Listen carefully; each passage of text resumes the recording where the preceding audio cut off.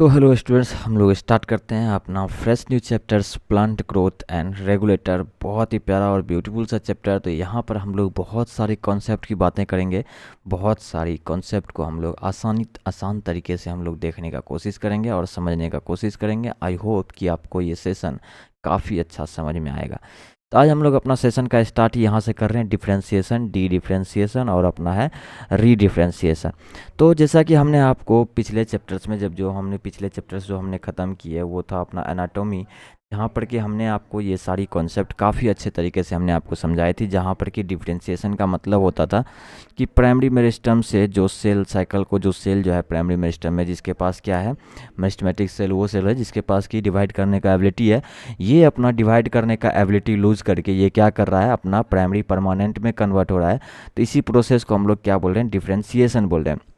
ठीक है, primary meristem से जब ये प्राइमरी अपना परमानेंट में कन्वर्ट हो रहा है तो इसको हम लोग, इस प्रोसेस को हम लोग क्या बोल रहे हैं, डिफरेंशिएशन बोल रहे हैं। लेकिन फिर जब प्लांट को अपने नीड के अकॉर्डिंग, अपनी ज़रूरत के हिसाब से जब उस सेल का वापस से सेल साइकिल में एंटर कराने का ज़रूरी पड़ता है, तो फिर से ये सेल साइकिल, अगर सेल जो है इससे अगर सेल साइकिल में वापस एंटर करता है तो ये कन्वर्ट हो जाता है, सेकेंड टाइम फॉर्म हो रहा है तो सेकेंडरी मेरिस्टम। तो इस प्रोसेस को हम लोग क्या बोल रहे थे, डी डिफरेंशिएशन। मतलब डिफरेंशिएशन के उल्टा जो काम हो रहा है। फिर से अगर इसमें से कुछ सेल सब क्या करेगा, डिवाइड अपना कंटिन्यू रखेगा, और इसमें से कुछ सेल क्या करता है, फिर से वापस अब ये सेकेंडरी परमानेंट में कन्वर्ट हो जाता है, सेल साइकिल यानी कि एग्जिट कर देता है। ठीक है, तो टर्सरी का कोई कॉन्सेप्ट नहीं है, इस तरह से हम लोग देखेंगे। ठीक है, तो अभी डिफ्रेंसिएशन हुआ, फिर से जो डिफ्रेंसिएशन होता है उसको हम लोग री डिफ्रेंसिएशन यहाँ पे बोल रहे हैं। ठीक है, ठीक है, यहाँ तक हम लोग को समझ में आ गया। इस प्रोसेस को हम लोग क्या बोल देते हैं, री-डिफरेंशिएशन। मतलब डिफरेंशिएशन अगर फिर से हो रहा है तो फिर से जो वर्ड वो होता है उसके लिए हम लोग क्या वर्ड यूज करते हैं, री।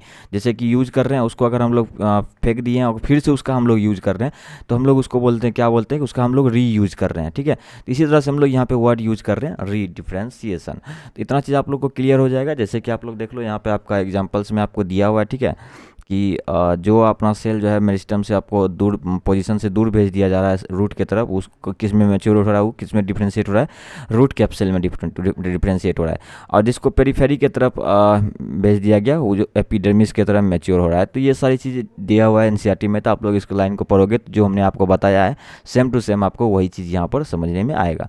ठीक है, फिर इस डायग्राम के हिसाब से भी वही चीज़ समझाया गया है कि जो अपना मेरिस्टेमेटिक सेल है ये अपना प्लाज्मेटिक ग्रोथ कर रहा है। ठीक है, अपना अपने सेल साइकिल में अपना ये कंटिन्यू कर रहा है। यहाँ पर क्या होगा कि अपना, मान सपोज करो यहाँ से एक सेल अपना यहाँ पे फॉर्म होना शुरू हुआ, तो यहाँ पे दो सेल, एक मतलब सेल साइकिल में है तो यहाँ पे अपना कितना, दो सेल फॉर्म हुआ। इसमें से अब एक सेल कहेगा कि हम अपना सेल साइकिल क्या रखेंगे, हम अपना सेल साइकिल कंटिन्यू रखेंगे। तो ये अपना सेल साइकिल कंटिन्यू रखेगा। एक क्या करेगा, सेल साइकिल को एग्जिट कर देगा।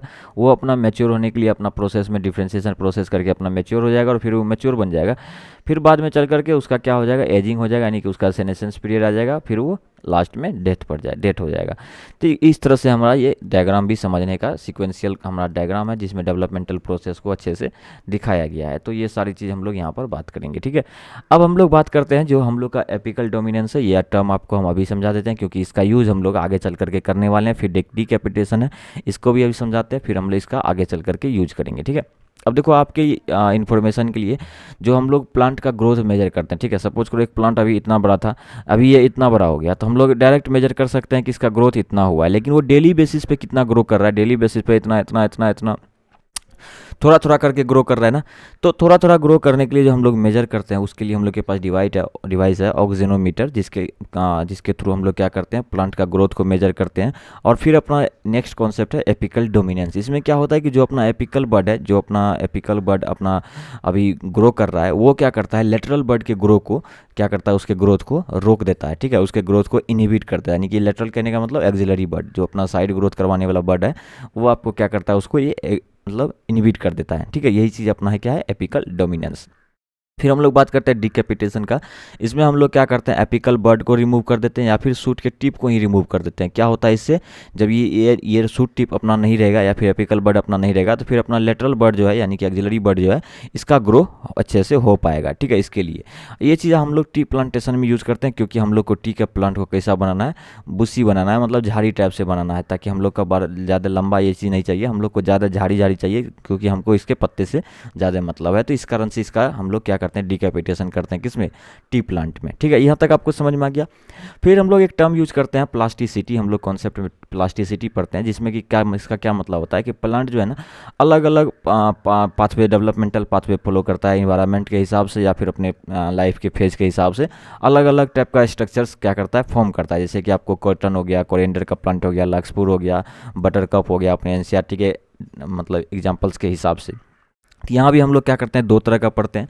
एक पढ़ते हैं हम लोग डेवलपमेंटल प्लास्टिसिटी, दूसरा हम लोग पढ़ते हैं इन्वायरमेंटल प्लास्टिसिटी। तो डेवलपमेंटल प्लास्टिसिटी में देखो, डेवलप के हिसाब से हम लोग बात करेंगे। जो एक ही प्लांट है, जब वो यंग स्टेज में था अपना, तो उसका लीफ कैसा था, डायसेक्टेड था। ठीक है, इस तरह से जिस नीचे हमने आपको डायग्राम दिखाया हुआ है कि उसका लीफ कैसा था, डायसेक्टेड था। वही प्लांट जब एडल्ट हो जाएगा तो उसका लीफ कैसा हो जाएगा, ब्रॉड हो जाएगा। तो इसके एग्जाम्पल्स में आप कॉटन ले लो, कोरिएंडर ले लो, लक्सपुर ले लो, ये सब आपको डेवलपमेंटल प्लास्टिसिटी में आ जाता है। लेकिन हम लोग इन्वायरमेंटल प्लास्टिसिटी में बात करेंगे कि इन्वायरमेंट की रिस्पॉन्स के हिसाब से जब वो प्लांट का हैबिटेट आपको अंडर वाटर आपको दिख रहा है तो उसका लीफ डायसेक्टेड आपको नजर आएगा। ठीक है, वही प्लांट का हैबिटेट अगर एरियल है, ठीक है, टेरेस्ट्रियल है, तो उसका जो आपको लीफ दिखेगा वो आपको थोड़ा सा ब्रॉड दिखेगा। इसका एग्जांपल्स में आप बटर कप ले लो, इसको आप मोस्ट प्रीफरेबली आप एनसीईआरटी डायग्राम से प्रीफर कर सकते हो। ये अपना एनसीईआरटी डायग्राम है, यहाँ से भी आप इसको काफ़ी अच्छे से इसको समझ सकते हो। ठीक है, अब देखिए हम लोग बात करते हैं डिस्कवरी ऑफ पीजीआर का। तो अगर हम लोग के पास है समय तो हम लोग पीजीआर का डिस्कवरी का यहीं से बात कर लेंगे, लेकिन हम लोग के पास अभी है तो चलिए हम लोग बात कर लेते हैं। ठीक है, तो डिस्कवरी ऑफ पीजीआर, क्योंकि अपना वीडियो 6 से 8 मिनट की रहती है तो इसके बीच में ही हम लोग को ख़त्म भी करना है, तो हम लोग का टाइम बचेगा तो हम लोग इसको अभी ख़त्म कर लेते हैं। चलिए, जैसे कि अपना पहला पीजीआर अपना ऑक्सीजन है, तो इसका जो डिस्कवरी करने में जो साइंटिस्ट का हाथ है, ठीक है, तो इन्होंने एग्जैक्टली डिस्कवर नहीं किया था। यहाँ पे आपने देखी चार्ल्स डार्विन और उसका बेटा फ्रांसिस डार्विन, दोनों अपने रिलेशन में फादर और सन थे। ठीक है, इन्होंने कैनरी ग्रास के कोलियोप्टाइल से, ठीक है, इन्होंने कैनरी ग्रास के कोलियोप्टाइल पे अपना एक्सपेरिमेंट किया और इन्होंने अपना क्या कॉन्सेप्ट दिया, फोटोट्रोपिज्म। फोटोट्रोपिज्म में क्या होता है कि जिधर से लाइट अपना आ रहा है ना, प्लांट का ग्रोथ क्या होता है उधर उसके ओर बेंड कर जाता है। ठीक है, जिधर से अपना यूनिडायरेक्शनल लाइट अगर आ रहा है इधर से, तो प्लांट का ग्रोथ क्या होता है उधर की ओर बेंड हो जाता है। तो इन्होंने बताया कि यहाँ इसके सूट के टिप पे कुछ तो ऐसा केमिकल रिलीज हो रहा है जिसके कारण क्या हो रहा है कि ये उधर बेंड कर रहा है अपना। ठीक है, तो इन्होंने क्या कंक्लूड किया, concluded that tip of coleoptile has the site of chemical release. किसका साइट है, कुछ केमिकल रिलीज होने का साइट है जो कि क्या करवा रहा है, कोलेप्टाइल को बेंडिंग करवा रहा है। तो साइट ऑफ परसेप्शन इसका क्या था, टिप ऑफ द सूट। ठीक है, साइट ऑफ परसेप्शन कहने का मतलब हो गया एक्सेप्टर, जैसे कि हम लोग का कान, हम लोग सुनने के लिए हम लोग का साइट ऑफ परसेप्शन क्या है, कान है। सूंघने के लिए हमारा साइट ऑफ परसेप्शन क्या है, नोज है। और देखने के लिए हमारा साइट ऑफ परसेप्शन क्या है, आई है। तो इसी तरह से इस केमिकल का भी साइट ऑफ परसेप्शन क्या था, टिप ऑफ द सूट। फिर ऑक्सीजन जो है कौन आइसोलेट किया, एफ.डब्ल्यू. वेंट ने आइसोलेट किया। कहाँ से आइसोलेट किया, ओट के सीडलिंग के कोलियोप्टाइल से। ठीक है, ओट सीडलिंग के कोलियोप्टाइल से उसके टिप पर से एफ.डब्ल्यू. वेंट ने ऑक्सीजन को आइसोलेट किया। और इन्होंने ही कहा था, एक क्वांटिटिव एस्टिमेशन दिया ये, इसका मतलब यह है कि जितना ज़्यादा ऑक्सीजन रहेगा वो प्लांट उतना ज़्यादा क्या करेगा, बेंड करेगा, उतना ज़्यादा झुकेगा। ठीक है, जितना कम ऑक्सीजन रहेगा उतना कम झुकेगा वो। ठीक है, तो ये चीज़ क्वांटिटिव एस्टिमेशन भी एफ.डब्ल्यू. वेंट नहीं दिया था। इस डायग्राम के हिसाब से उन्होंने रिसर्चर सब ने समझाने का कोशिश किया है। देखो, पहले प्लांट सीधा था, फिर यूनिडायरेक्शनल लाइट आया, फिर यहाँ पे ऑक्सीजन रिलीज हुआ और ये प्लांट इधर बेंड कर गया। सेम इसी तरह से इसका क्या क्या कर दिया, डिकैपिटेशन कर दिया हमने। जैसे अभी आपको थोड़ा देर पहले डिकैपिटेशन का टर्म आपको समझाया था कि इसमें क्या होता है कि हम लोग सूट को ही रिमूव कर देते हैं, सूट के टिप को हम लोग रिमूव कर देते हैं। तो यहाँ पे रिमूव कर दिया, अब कोई यहाँ पे ऑक्सीजन रिलीज नहीं होगा तो ये बेंड नहीं कर रहा है। फिर हमने यहाँ पे क्या कर दिया, ओपेक कैप लगा दिया ताकि इस पे लाइट का यहाँ पे कोई रोल प्ले ना हो सके, यहाँ पे कोई लाइट एब्जॉर्ब यहाँ पे ना हो सके, इसमें भी बेंडिंग नहीं हुआ। फिर हमने ट्रांसलूसेंट कैप लगा दिया, नेक्स्ट डायग्राम में हमने ट्रांसलूसेंट कैप लगा दिया, जिसके कारण कि थोड़ा थोड़ा लाइट इसमें क्या हो रहा था, जा रहा था। तो ये भी बेंडिंग अपना शो कर रहा था। तो इस तरह से इस डायग्राम से अभी आप समझ सकते हो। फिर हम लोग का है जिब्रेलिन, जहाँ की अपना एक साइंटिस्ट है ई कुरोसावा, 1926 आपको याद रखना है। इन्होंने बकाने यानी कि फुल्ली सीडलिंग डिजीज के बारे में बताया था। राइस में ये डिजीज होता है जब वहाँ पे फंगल अपना इन्फेक्शन शो करता है। तो यहाँ पे उस फंगन का पैथोजन का नाम है जिब्रेला फुजिकुराई। जब ये अपना राइस के सीडलिंग पर जाकर के ये अपना इन्फेक्शन शो करता है तो वहाँ पे बकाने टाइप का डिजीज होता है। इसमें क्या होता है कि उसका सूट जो है, मतलब उसका जो नोट्स है वो इंटरनोट्स इतना ज़्यादा, मतलब उसका स्टेम जो है इलोंगेट करता है। इलोंगेट करने के कारण क्या होता है, वो पतला हो जाता है, फिर अपने आप टूट के गिर जाता है। मतलब इसको ये भी नहीं पता है कि कब हम लोग को सूट को ग्रो करवाना है, कब हम लोग को ग्रोथ को रोकना है। लेकिन ये रोक नहीं पाता, बस ये ग्रो करते जा रहा है, लास्ट में पतला हो जाता है, ये जाकर के क्या होता है, गिर जाता है। बाद में चल करके वो जो सब्सटेंस जो कि इसमें रिस्पॉन्सिबल था उसको आइडेंटिफाई किया गया, उसको नाम दिया गया जिब्रेलिक एसिड। और ये करने में साइंटिस्ट जो अपना हाथ है उनका नाम है यबूटा। एनसीईआरटी मेंशन नहीं है, लेकिन आप लोग अगर चाहो तो इसको याद रख सकते हो। फिर अपना आता है काइनेटिन का जो डिस्कवरी है, इसमें मिलर एट अल, मिलर और उसके सहयोगी जो थे 1955 में उन्होंने मिल करके इसका नेमिंग किया और इन्होंने डिस्कवर भी किया था। एफ एस कुक जो है कैलस बनाया न्यूट्रेंट मीडियम में, ठीक है, किसका, टोबैको स्टेम के इंटरनोड से। टोबैको स्टेम का इंटरनोड लिया, उसको क्या किया इन्होंने न्यूट्रेंट मीडियम में ऑक्सीजन के साथ डाला, ठीक है, ऑक्सीजन के साथ डाला। तो यहाँ पर इसमें से कोई एक हम अगर भी हम लोग लेते हैं तो कैलस हमारा फॉर्म हो जाएगा, चाहे वो एक्सट्रैक्ट वैस्कुलर टिश्यू का हो या एक ईस्ट का एक्सट्रैक्ट हो या फिर कोकोनट का एक्सट्रैक्ट हो या फिर डीएनए का एक्सट्रैक्ट हो। इसमें से कोई सा भी अगर एक एक्सट्रैक्ट अगर हम लोग लेते हैं तो हमारा क्या हो जाएगा, कैलस का फॉर्म यहाँ पर हो जाएगा। तो ठीक है, तो चलिए हम लोग आगे बात करते हैं। यहाँ पे इथाइलिन, इथाइलिन क्या है, अपना एक गैसियस पीजीआर है, ठीक है, अपना गैसियस प्लांट ग्रोथ रेगुलेटर है, तो वो क्या है, इथाइलिन है।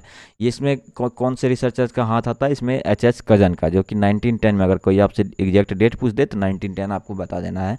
इन्होंने कंफर्म किया था कि जो गैस राइपेंड ऑरेंज से, मतलब पका हुआ ऑरेंज से जो गैस रिलीज हो रहा है, जो कि जो कच्चा अपना केला है, ठीक है, जो केला अभी नहीं पका है उसको भी ये पका रहा है, तो उसको वो जो गैस है वो गैस क्या है, बाद में चल करके पता चला कि वो गैस जो है वो गैस ही इथाइलिन है, ठीक है।